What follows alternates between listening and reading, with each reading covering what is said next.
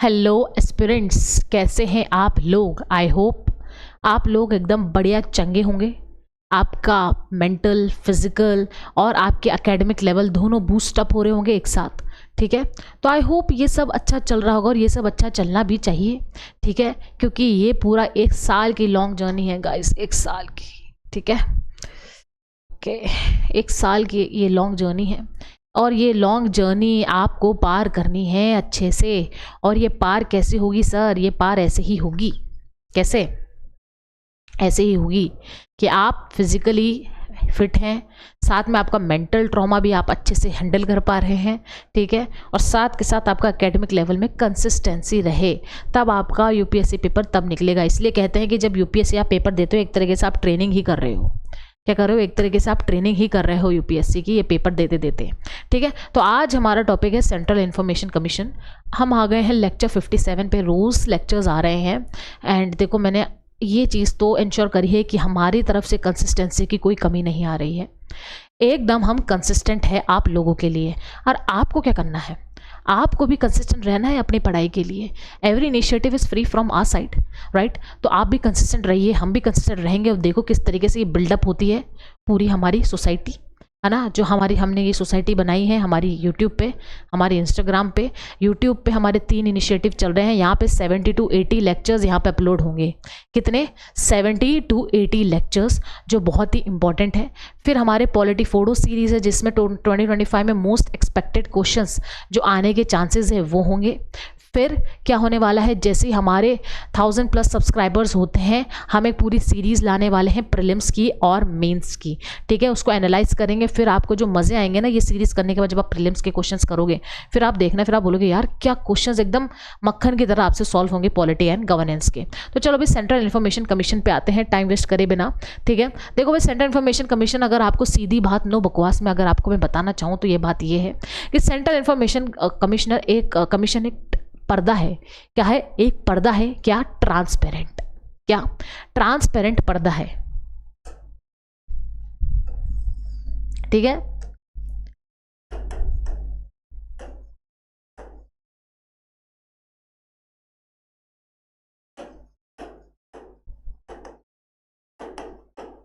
ठीक है। तो सेंट्रल इंफॉर्मेशन कमीशन एक पर्दा है। किसके बीच में पर्दा है? ये पर्दा है भाई पीपल ऑफ इंडिया।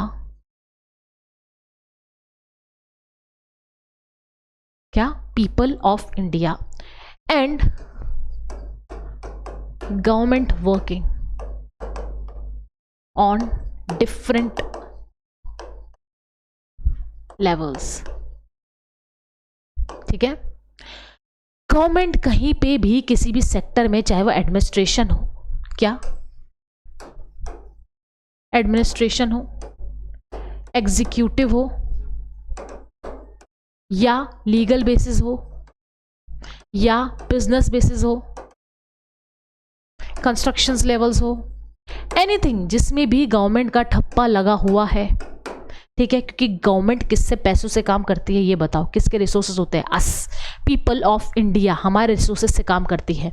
ठीक है, तो हमें इंफॉर्मेशन होनी चाहिए कि भाई ये पैसा किस तरीके से काम हो रहा है और वो पैसा कहाँ यूज़ हुआ है, प्लस पैसा तो छोड़ो, काम कैसा हो रहा है, किस डायरेक्शन में काम हो रहा है, क्या क्या उसके अंदर rules and regulation follow up किए गए हैं, वो सब पीपल ऑफ इंडिया को पता होना चाहिए। और उसके बीच में पर्दा आता है सेंट्रल इन्फॉर्मेशन कमीशन, जो क्या है? एकदम ट्रांसपेरेंट पर्दा है। और ये क्या काम करता है? पीपल ऑफ इंडिया को यहाँ की इंफॉर्मेशन देता है। गवर्नमेंट की इंफॉर्मेशन ये बेपर्दा करता है गवर्नमेंट को पीपल ऑफ इंडिया के सामने। यही काम है सेंट्रल इन्फॉर्मेशन कमीशन का। समझ में आ गया? यहाँ पर आप जाके अपनी क्वेरी डालो कि हमें इस चीज़ के ऊपर इंफॉर्मेशन चाहिए, मेरे यहाँ पे ये काम चल रहा है, इसमें इंफॉर्मेशन चाहिए, ये चाहिए, वो चाहिए। आपको सेंट्रल इन्फॉर्मेशन वो सारी जानकारी ला के देगा, बिकॉज आप ही हो पावर ऑफ अटर्नीज, आप ही हो पीपल ऑफ इंडिया। ठीक है, तो ये काम है हमारा सेंट्रल इन्फॉर्मेशन कमीशन का। ठीक है, तो आप समझे इसका सिंपल सा काम क्या है, इसको कॉन्स्टिट्यूट क्यों करा गया, ताकि ट्रांसपेरेंसी हो working of the government and people of India के बीच में। ठीक है, यही करता है हमारा सेंट्रल इंफॉर्मेशन कमीशन। ठीक है, चलो भाई अब देखते हैं। The central information commission was established by the central government in 2005। ठीक है, it was constituted through an official gazette notification under the provision of the right to information act 2005 and it is a statutory body. अब ये statutory body है, मतलब act से बनाई गई है। और कौन से एक्ट से ये पावर ग्रांट करती है, राइट टू इन्फॉर्मेशन एक्ट 2005 से ये अपनी पावर्स लेती हैं। ठीक है, right to information act section 12 specify outline the establishment of the commission enhancing transparency in the functioning of public authorities. ठीक है, गवर्नमेंट हो गया, पब्लिक अथॉरिटीज हो गई, जिसमें भी गवर्नमेंट का नाम आ गया, उन सबकी फंक्शनिंग कैसे चल रही है वो सबको बेपर्दा ये चीज करता है। ठीक है, समझ में आ गया आपको। और ये क्या है, ट्रांसपेरेंट है, ये भी आपको मैंने बता दिया, और सेक्शन 12 में इसका जिक्र है। चलो भाई आगे बढ़े, चलो आगे बढ़ते हैं। कंपोजिशन देखो, ये आगे हमारा मेन चीज़ कंपोजिशन, जिसके लिए हमने ये टॉपिक यहाँ पे ऐड ऑन किया है।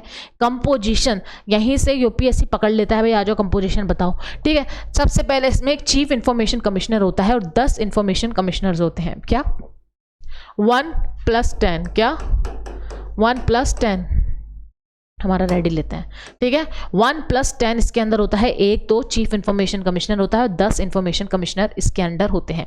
ठीक है, अपॉइंटमेंट कैसे होता है, the commissioners are appointed by the president of India based on the recommendation of a selection committee. अब देखो अपॉइंटमेंट कौन कर रहा है, प्रेसिडेंट कर रहा है, और उसको कौन करेगा, सिलेक्शन कमिटी रिकमेंडेशन देगी, वो प्रेसिडेंट यहाँ पे अपॉइंट करेगा।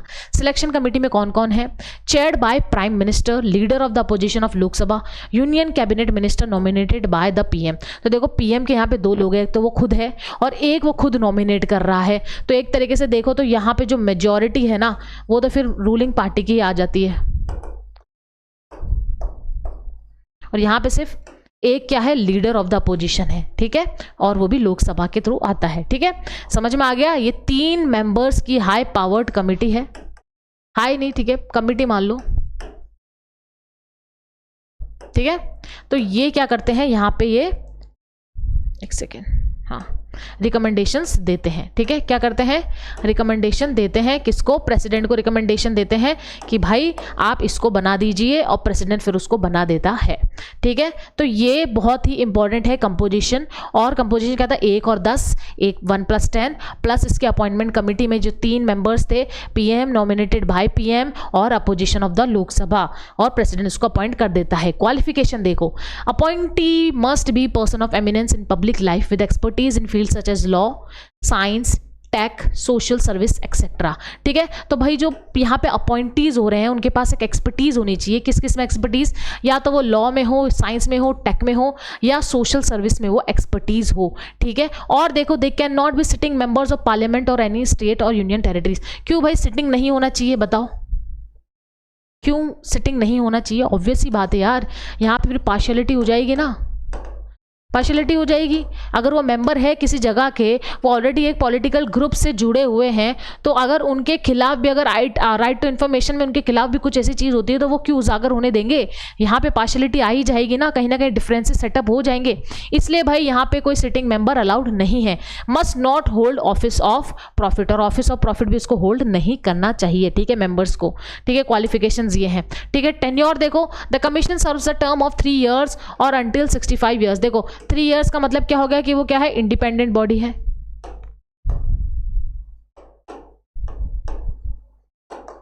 क्या है, इंडिपेंडेंट बॉडी है, ईयर्स फिक्स है तो वो इंडिपेंडेंट बॉडी है।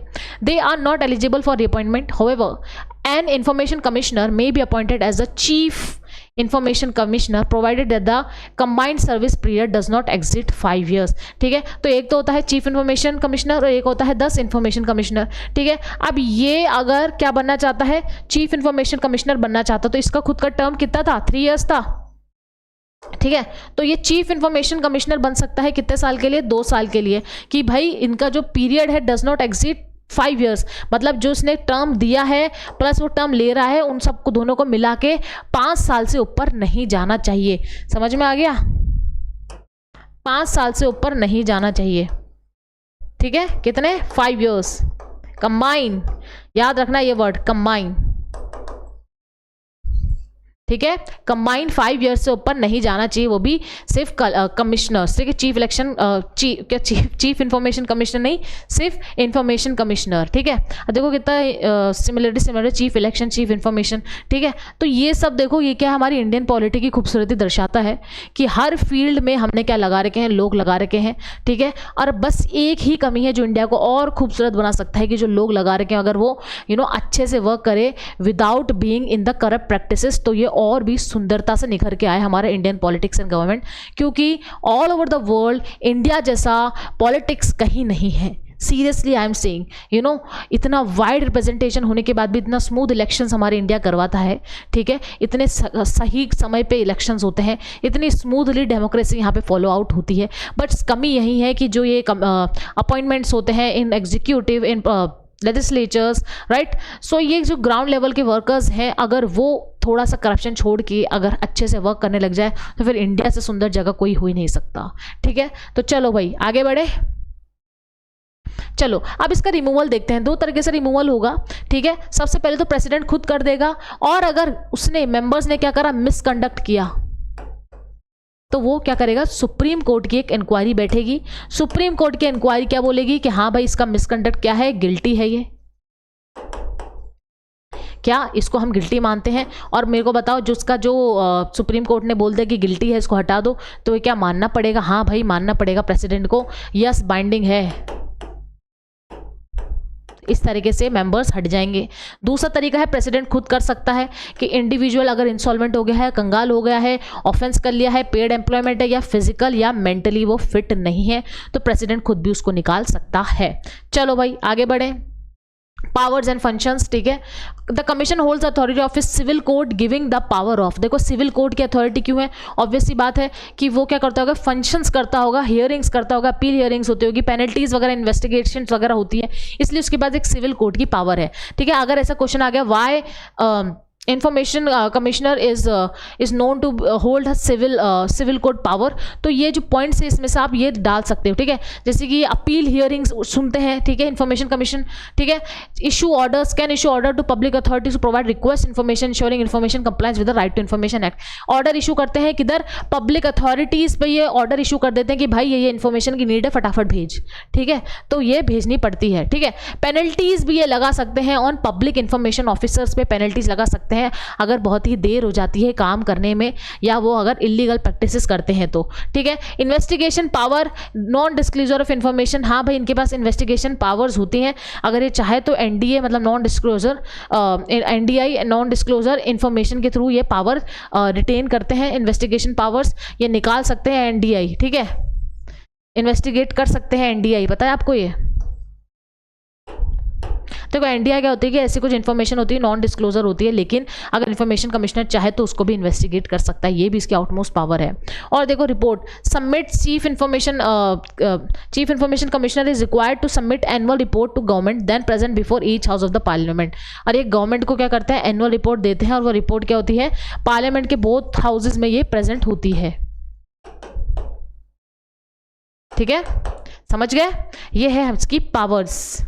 पावर, फ्लावर समझे है क्या है, फायर है, फायर इंफॉर्मेशन कमिश्नर, ठीक है, सिविल रखता है, देख लो सिविल कोड की पावर रखता है, पेनल्टीज इंपोज कर सकता है, यहाँ तक कि नॉन जो इन्फॉर्मेशन डिस्क्लोज नहीं हो सकती उसको भी इन्वेस्टिगेट कर सकता है, ठीक है। तो चलो भाई एक क्वेश्चन करते हैं, उससे पहले फटाफट से एक छोटा सा रिवीजन कर लेते हैं।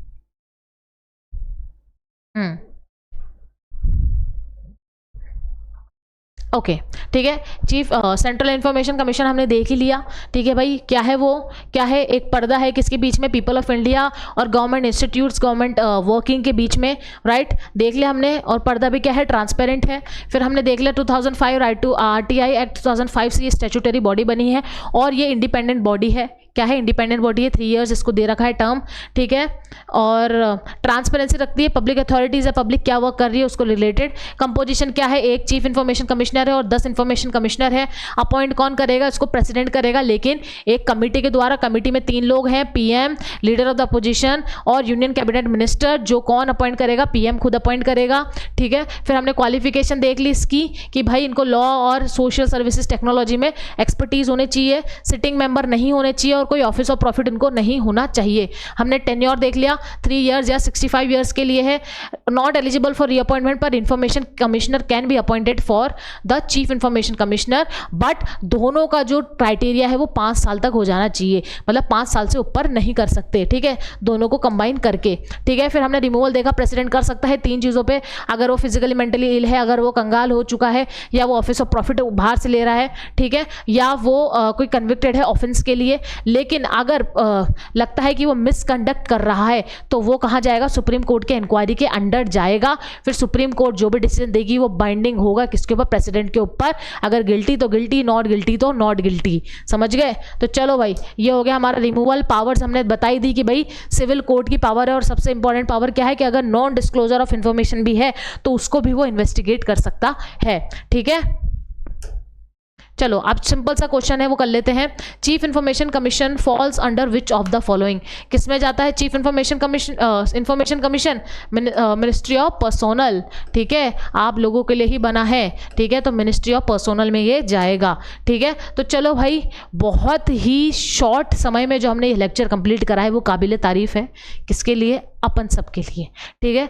और मेरे लिए काबिल तारीफ है कि मैंने डिलीवर किया, आपके लिए काबिल तारीफ होगी जब आपने ये जो डिलीवर लेक्चर है उससे नोट्स बनाए हो अच्छे से बैठ के, और उसका बेसिक एकदम से लेवल तैयार कर दिया हो, ठीक है। ये सेल पे सीरीज इतनी छोटी और क्रिस्प है कि आप इसको आराम से 2 से 3 बार रिवाइज कर सकते हो बैठ के घर पे, इसमें कोई वो नहीं है। अगर आप सीरियस एस्पिरेंट हो ना सर, तो फिर प्लीज़ इसको अच्छे से रिवाइज करना। और अगर आप ऐसे ही सीरियस एस्पिरेंट हो भी नहीं या नहीं हो, वो I can decide, it's on you. But अगर आप सीरियसली पॉलिटिकल गवर्नेंस नहीं छोड़ना चाहते ना, इसको प्रिडिक्ट करके लेना चाहते हो, ठीक है, 10% आपका एकदम श्योर करना चाहते हो, तो इस सीरीज के साथ पॉलिटी फोटो सीरीज और प्रीवियस ईयर क्वेश्चन आप लगा के जाना एक बार पेपर में, फिर आप देखना कितने मजे आएंगे, कितना स्मूथली आपका फंक्शन चलेगा। चलो फिर मिलते हैं नेक्स्ट लेक्चर में। Okay bye.